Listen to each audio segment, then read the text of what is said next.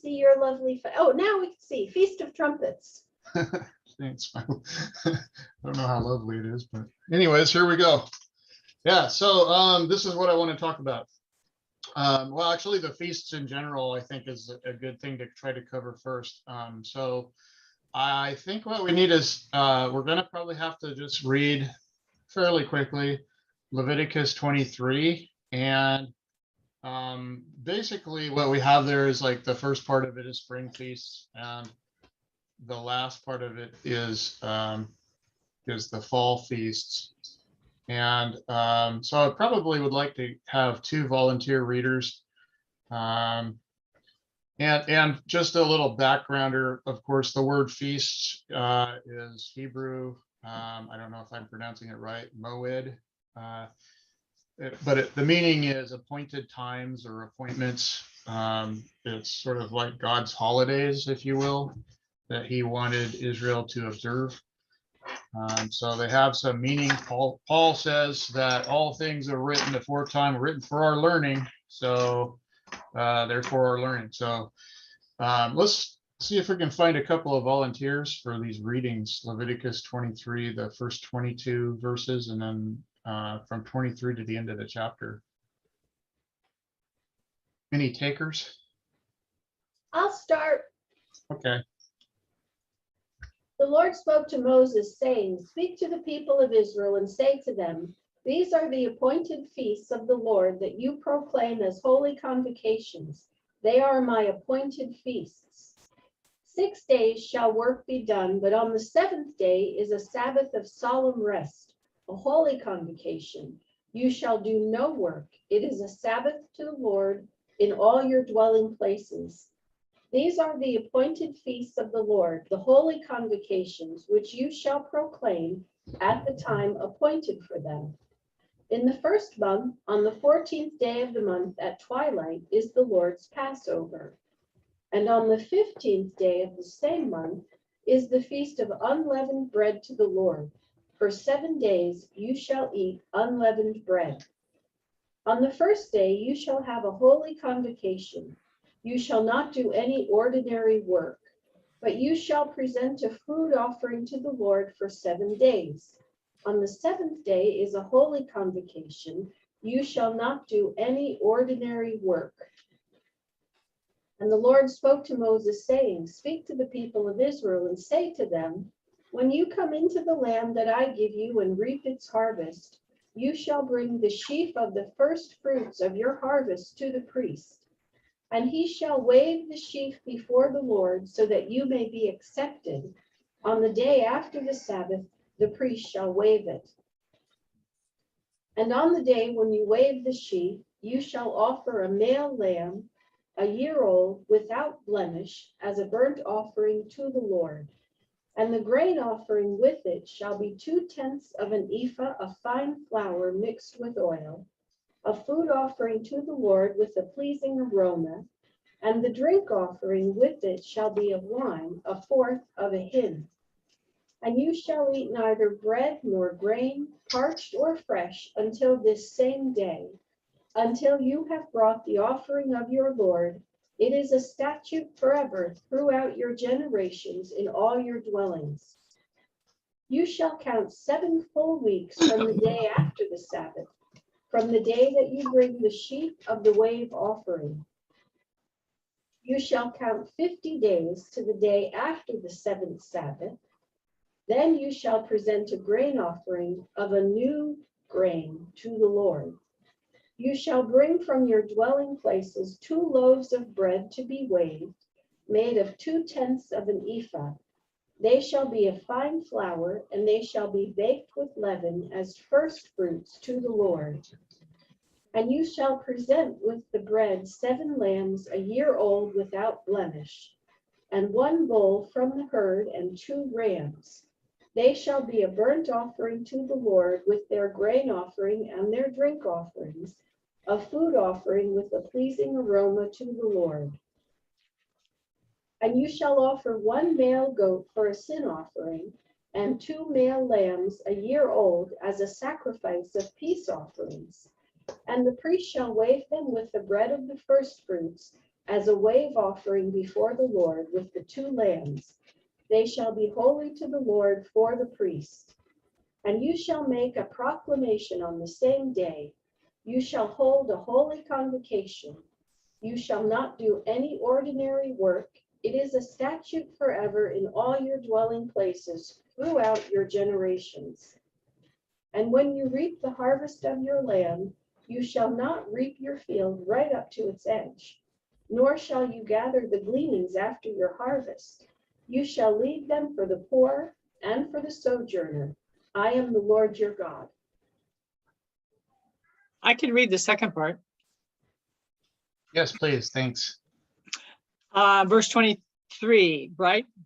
Again, the Lord spoke to Moses, saying, "Speak to the sons of Israel, saying, in the 7th month, on the 1st of the month, you shall have a rest, a reminder by blowing of trumpets, a holy convocation. You shall not do any laborious work, but you shall present an offering by fire to the Lord." The Lord spoke to Moses, saying, on exactly the 10th day of this 7th month is the Day of Atonement. It shall be a holy convocation for you, and you shall humble your souls and present an offering by fire to the Lord. You shall not do any work on this same day, for it is a day of atonement, to make atonement on your behalf before the Lord your God. If there is any person who will not humble himself on this same day, he shall be cut off from his people. As for any person who does any work on this same day, that person I will destroy from among his people. You shall do no work at all. It is to be a perpetual statute throughout your generations in all your dwelling places. It is to be a Sabbath of complete rest to you, and you shall humble your souls. On this 9th of the month at evening, from evening until evening, you shall keep your Sabbath. Again, the Lord spoke to Moses, saying, "Speak to the sons of Israel, saying, on the 15th of this 7th month is the Feast of Booths for 7 days to the Lord. On this first day is a holy convocation. You shall do no laborious work of any kind. For 7 days you shall present an offering by fire to the Lord. On the 8th day you shall have a holy convocation and present an offering by fire to the Lord. It is an assembly. You shall do no laborious work. These are the appointed times of the Lord, which you shall proclaim as holy convocations, to present offerings by fire to the Lord, burnt offerings and grain offerings, sacrifices and drink offerings, each day's matter on its own day. Beside those of the Sabbaths of the Lord, and beside your gifts, and beside all your votive and free will offerings, which you give to the Lord. On exactly the 15th day of the 7th month, when you have gathered in the crops of the land, you shall celebrate the feast of the Lord for 7 days, with a rest on the first day and a rest on the 8th day. Now, on the first day, you shall take for yourselves the foliage of beautiful trees, palm branches and boughs of leafy trees, and willows of the brook, and you shall rejoice before the Lord your God for 7 days. You shall thus celebrate it as a feast to the Lord for 7 days in the year. It shall be a perpetual statute throughout your generations. You shall celebrate it in the 7th month. You shall live in booths for 7 days. All the native born in Israel shall live in booths, so that your generations may know that I had the sons of Israel live in booths when I brought them out from the land of Egypt. I am the Lord your God. So Moses declared to the sons of Israel the appointed times of the Lord. Okay, thanks for reading your so what we have is, so I look at this as kind of like part A, spring feast, right? And part B, fall feast. And I'd like to make a point that both of these, first of all, both of these feasts start, they start counting from, one starts from the first month, or Abib. They're under the Babylonian naming convention. They had some other Hebrew name, Tishri or something, I don't know. But basically the starting points are 6 months apart, the first month and the seventh month.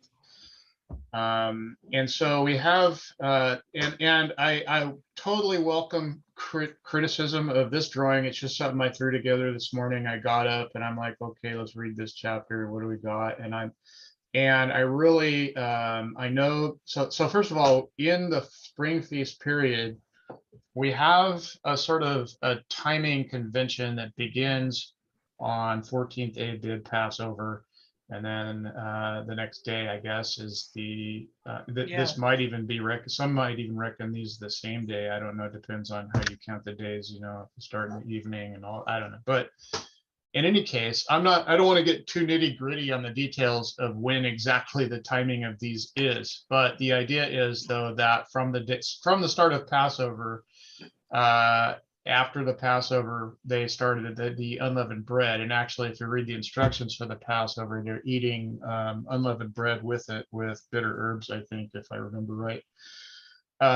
So the Passover here, anyways, starts this sequence, and at the end of unleavened bread. But there's another sequence that might overlap, or it could come before or after. I don't even know really, but I just put it in where starting from in the unleavened, and it doesn't make sense for some reasons, and it does make sense for other reasons. So we can totally discuss that when the wave, the sheaf, the barley sheaf wave offering was. So it said in the text there that we read, it was it mentioned on the Sabbath, the day after the Sabbath. So that's the first day of the week, right? So I think the takeaway here is probably that this somehow represents the resurrection as Jesus was raised on the first of the week, right? And in that particular time, it mentions that Jesus forecast that he would be raised the third day, and in Acts it said, and he was raised the third day according to the scriptures, which would not be after 3 complete days and nights, but it would be on the third day, somewhere between days 2 and 3, I guess. Or in any case, that's kind of the way the Hebrews counted. When they would say 3 days and nights, they would basically mean, well, it's more than 2 days. If you look at some of the examples in the Old Testament, which we could go through at some other time later, the details of that, but it matters not. What matters, I think, is what we're seeing in these time periods.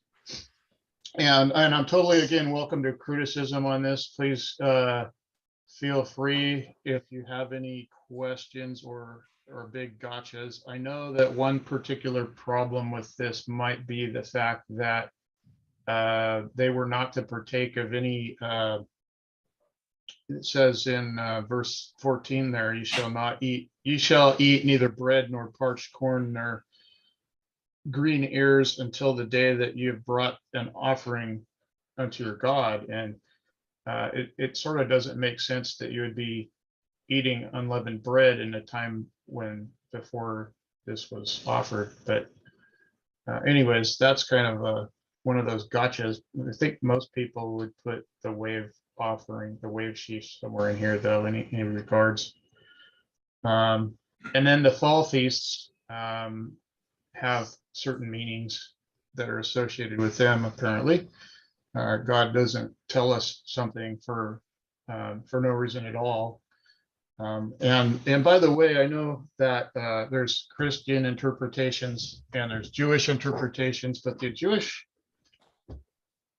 the religious Jews don't tend to, at least as far as I've seen, don't attempt too much to put meanings on these, other than, oh, this is a day that we need to be very solemn and repent and so forth. But I've seen a lot of different Christian interpretations, and this here is one drawing that I don't take credit for. I borrowed it from the internet, And so there's probably mistakes on it, and so I don't take credit for the mistakes either. But I just want to bring the point home that this is one way that somebody interpreted these feasts, right? And the main point here that of this drawing is I like the nice aesthetic picture here. It shows the feasts divided into two groups, spring and fall. You can quickly kind of see how they're bunched together. It doesn't tell you the exact days of the month or whatever, and Sabbath relationships or anything like that, but it sort of lays out stuff. Again, I don't agree with all the interpretations. I know that I do believe that the trumpet in Matthew 24 refers to the regathering of Israel, but I don't know whether that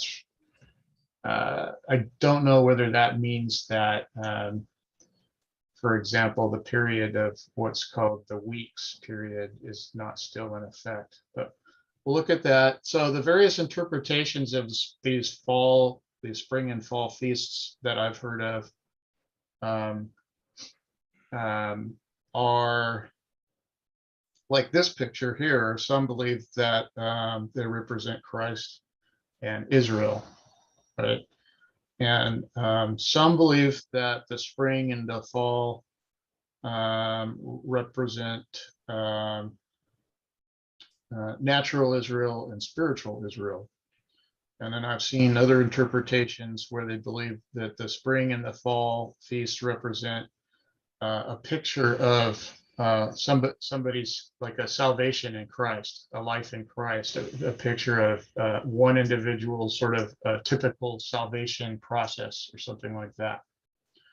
And then still others believe that the spring and the fall feasts represent the first coming and second coming of Christ and the events and the time periods that relate to those. So that last interpretation would so the interpretation that the spring and the fall feasts represent the first coming and the second coming of Christ, that's the particular view that I'll be presenting in this session anyways. And that would mean, of course, that these events, which are symbolic in these feasts that they observe every year, are actually representing real events or real time periods or epochs.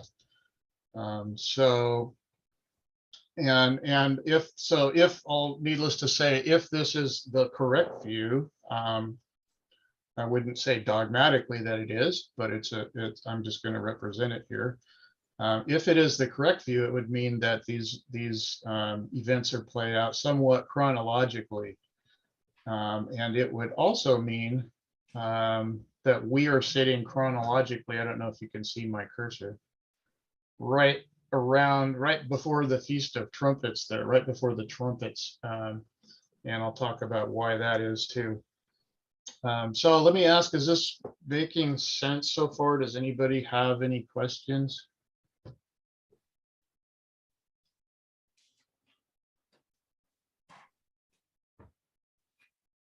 Has anybody heard of other ways that other thoughts or other ways that the spring and the spring and fall feasts might be interpreted, besides kind of like the 3 or 4 that I've listed off?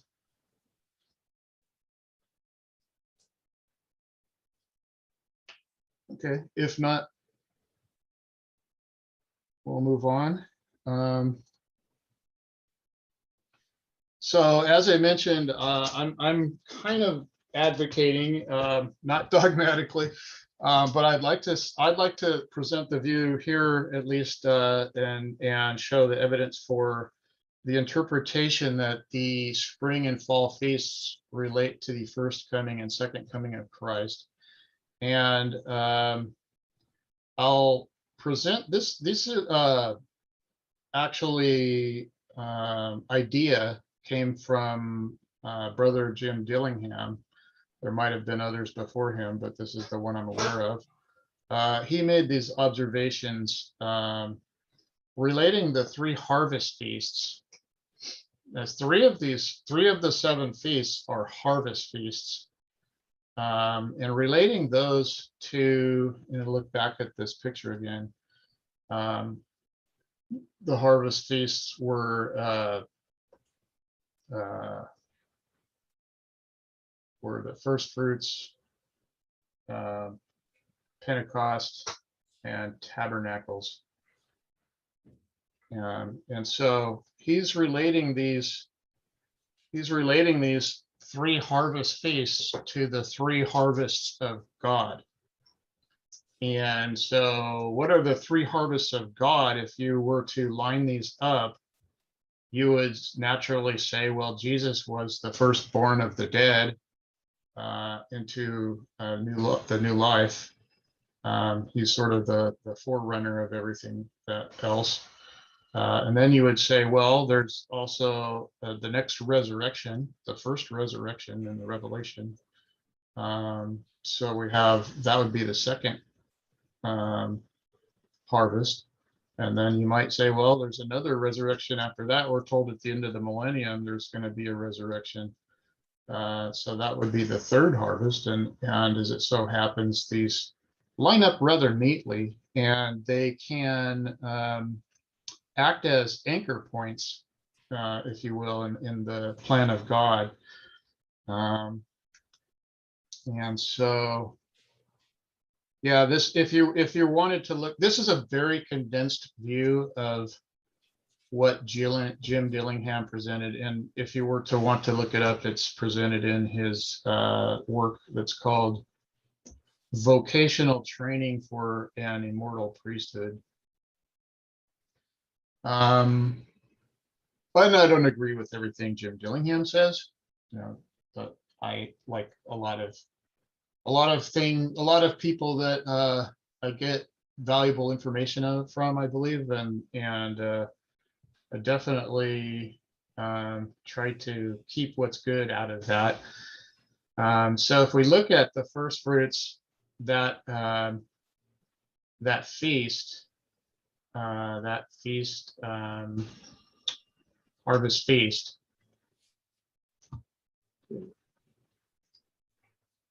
that harvest feast, the first fruits, is the feast of, it's the harvest of the barley, which is the first in the agricultural year. First came the barley, and shortly after that, 7 weeks or so, so it'd be early in the third month, came the harvest of the wheat. And then in the fall, we have various fruits being harvested. They're not called first fruits anymore at that point. So we have in the first two harvest feasts that happen in the springtime a certain affinity, a certain relationship to each other, and that they are in various places called first fruits. Of course, Christ is the first of the first fruits, but there's a relationship between the wheat and the barley that is hard to ignore. And so there's kind of an interesting connection there, that the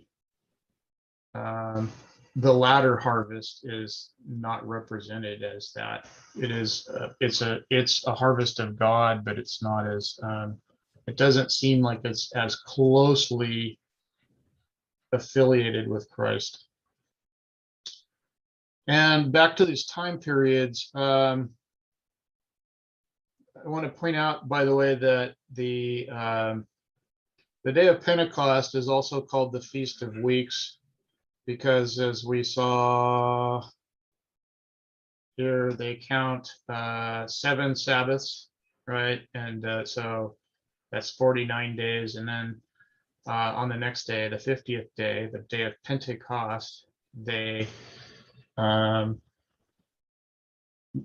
another solemn feast. So bringing up the point that the 7 sevens is, I just wanted to bring out the point that while we're like looking at all these feasts, at the Feast of Weeks, it's kind of interesting, when we think of where we are in this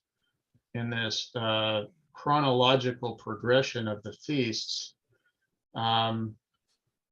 The Feast of Weeks kind of really represents a period.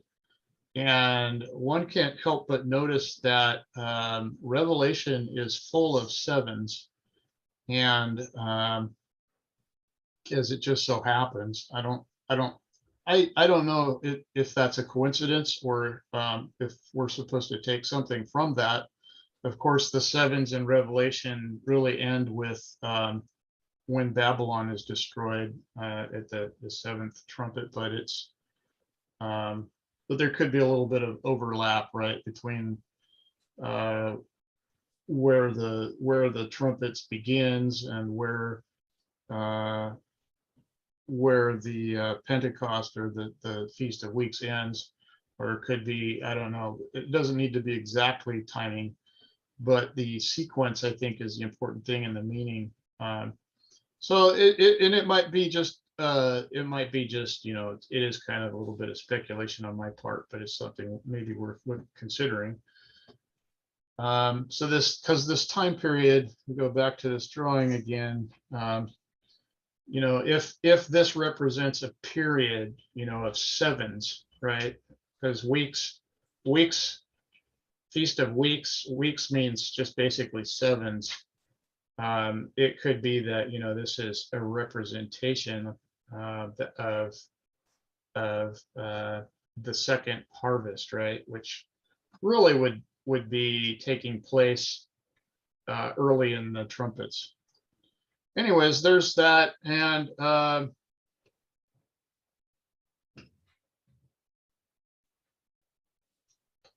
as far as the Feast of Trumpets is concerned, it's interesting to note, of course, that there's two types of trumpets. Their first institution of Moses of the priests, they were told that the priests were to make trumpets of silver. And silver is related to the atonement money. I guess they call it, is it the shekel of the temple or something like that. Anyways, of course, the silver speaks of redemption. We see it throughout Scripture. We saw. We were just looking at last week's class by Kenan on the judges, and looking at the life of Samson, and saw that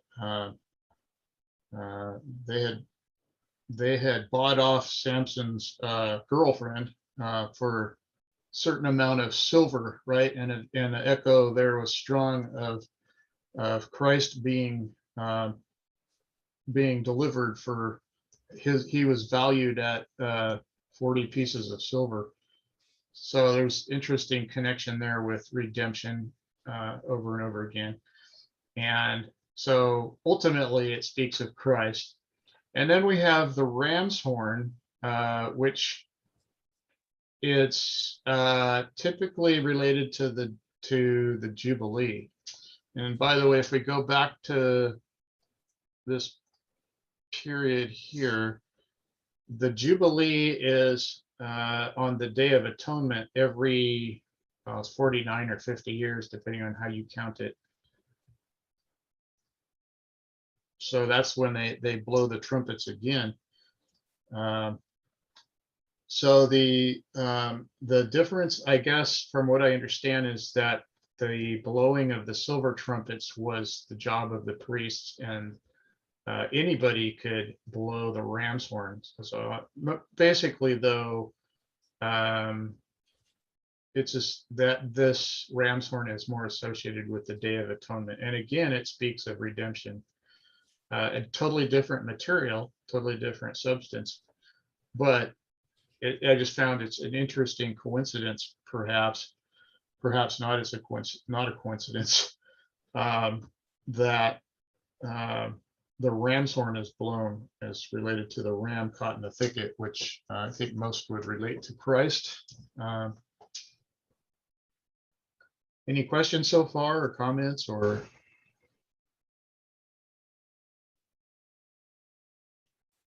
Okay, I'm guessing you're all with me so far. Does anybody know how much time I have left? You have 10 minutes. It is currently 10:20 by my watch, so usually this goes from 9:45 to 10:30. Okay, perfect.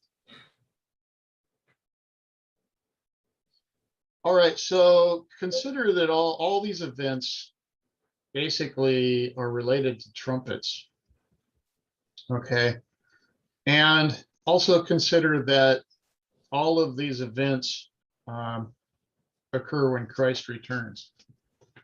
Okay, there's all of these events. I show these list of verses here, not to go through them all right now, but if you wanted to take a screenshot or a picture or whatever, you can look them up later to verify that these trumpets are associated with these ideas. Except for weddings, that was added when I heard a talk by Brother Randy Yoshida that he gave in a presentation this year, 2021, about weddings and the relation to the Feast of Trumpets. So I added that one in. But it's very interesting that these events are all associated with Christ's coming, right? And so I don't think that's a coincidence either. So we'll look at this time period. It's interesting that the Feast of Trumpets, which is the first day of the 7th month, it's considered the start of a very solemn period of reflection to the Jews, and they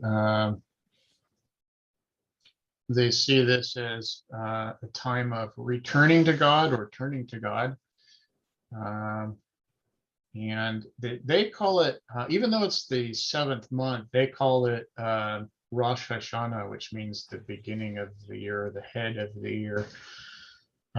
So they're off by 6 months, 180 degrees from what God first told them should be their first month. But be that as it may, maybe maybe God is looking at it as an agricultural year, and they're looking at it as, I don't know, some other kind of year. So the Jews call the period between this day and the Day of Atonement Shabbat Shuvah, which means the Sabbath of return. And they read Hosea 14 during this period. And if you were to, in your spare time, go look up Hosea 14 and look up some of the Hebrew in there with your interlinear, you'll find that it's very heavily themed about turning away, like we've turned away from God and we need to return to God and so forth. And a word that is often translated as repent. So this is a very solemn day, this 7th day of the first day of the 7th month. They look at it also as a time to prepare for the Day of Atonement. Because they see the Day of Atonement, they understand that to be a day of judgment. So it's obviously interesting to us that they look at this as a period of awakening also, awakening.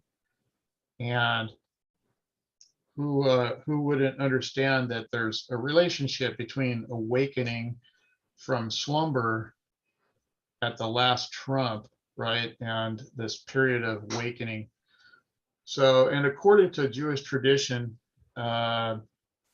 this day-long trumpet call that they have on this Feast of Trumpets, the first of the 7th month, to quote the famous Rabbi Maimonides, he said it is to awaken the people from their slumber to prepare for the solemn humiliation of the Day of Atonement.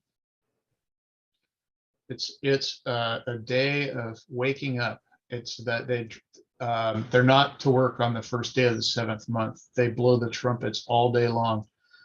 And the people are waking up from their slumber and remembering that and turning back to God. So it's very interesting, a day for us, and especially when you consider there are a lot of people, and myself included, that believe that that Jesus actually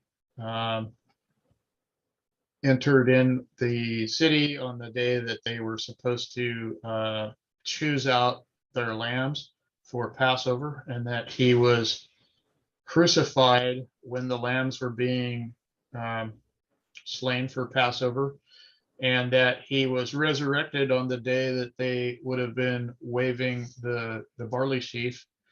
And the fact that God,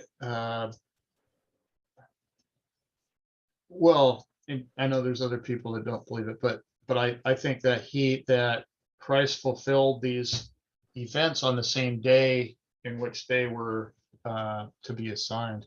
So, and if that is the case, well, this year, the Day of Trumpets is past us already, but it might be for us, actually. I mean, we're supposed to reflect, right, on our relationship with God every day of the year, but how much more so, perhaps, right, these holy days of God that He's ordained. And the lessons that we might take from all this, of course, more lessons, is that I think this is really a call for not only for people who might be, not baptized and they're sitting on the fence wondering if they need to get with the program, but also for us, of course, realizing that what a high calling that we've been called to. If we look in Revelation, right, it says that they're blessed and holy, and that have a part or parcel in the first resurrection, right? That they follow the Lamb whithersoever he goeth. So these are people that will be close to Christ in the kingdom.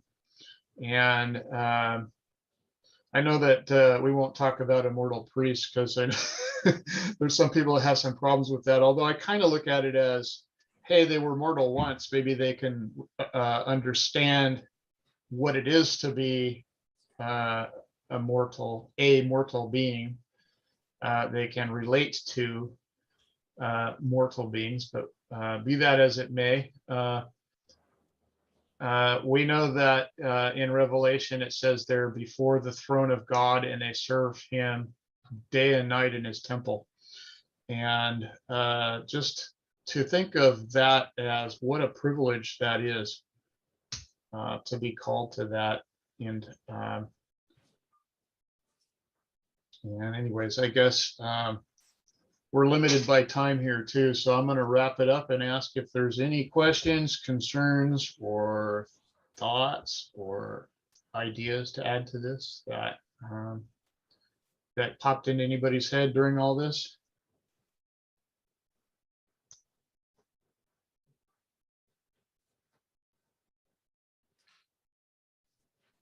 My brain feels overfull. Well, thanks. I can definitely forward the slides to anybody who wants. It's in Google Slides, but I think Is it? Oh, good. I can convert it to PowerPoint pretty easily. Could you? Oh, that would be awesome. I find this extremely interesting. Thank you. Sure. Ties up a lot of loose ends. Some of this, I mean, as far as which feasts are when, I mean, several of us have read Leviticus 23 over and over and over again. And to Right. some degrees, some of us have ruminated upon it. And I had to give a class on it. So I had to ruminate it onto myself and try to figure out what makes the most sense. And you know, we're all kind of like what we kind of believe tentatively until something better comes along, and then we have to kind of have humility enough to accept if we're wrong. So I mean, I might be wrong about what I'm looking at right now, and that's why I'm welcoming any feedback and correction or whatever, I guess. And if you'd rather, you're welcome to email me about whatever you think about it. Just talk from here and then hear us. Yeah, talk loudly and you can hear us, right? Yep. Can you hear us in here? Yeah, I can hear. A thought I had while we were doing this was, while you were going over some of this, to me, it's important to remember that this is all a shadow of Christ, Mm-hmm. His work, and how does it relate to us today in terms of, Christ is the first fruits. He didn't model himself after that. That was modeled to shadow his glory. Right. I don't know. That's good. And how does it apply? I don't have any answers, but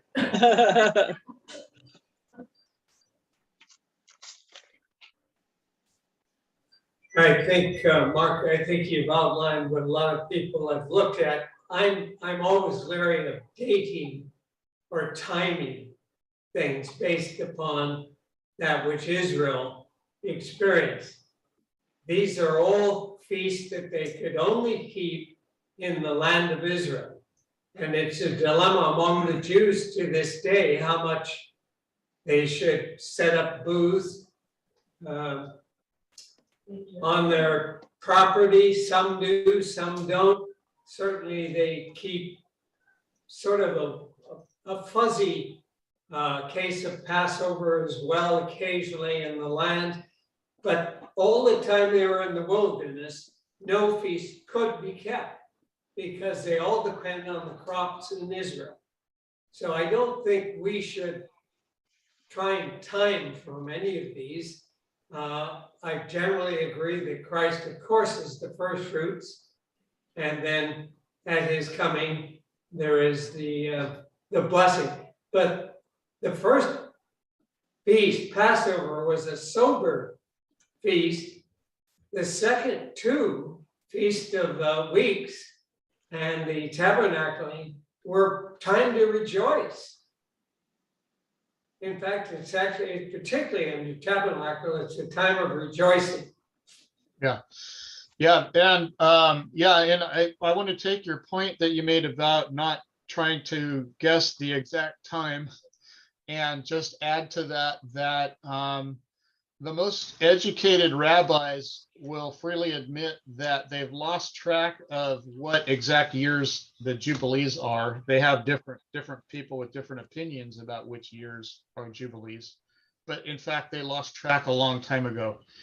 And besides that, you might think you know what day Passover is on, but you know, the moon phase or whatever could be just a little bit off. You know, it could be like borderline by a day. And I also had things where, wasn't it, if we couldn't make the Passover because you're traveling or something, then they would do it the next month or Next something. week, yeah, which and shows that it's more a personal thing than it is a international recognition. I agree that we can define Passover fairly accurately, but our Passover has happened in a sense, so we are just reflecting weekly on that. And I'd say the great sound of the shofar, which you mentioned, two of them are not mentioned. First one was at Sinai when they reached at the time of the 7 weeks, by the way, they reached there at the time of Feast of Weeks. The second, of course, is in Thessalonians, where the angel descends and the great trumpet blows, and there is the resurrection. Yeah. There's several references also, I don't know if I mentioned it, but to the third day.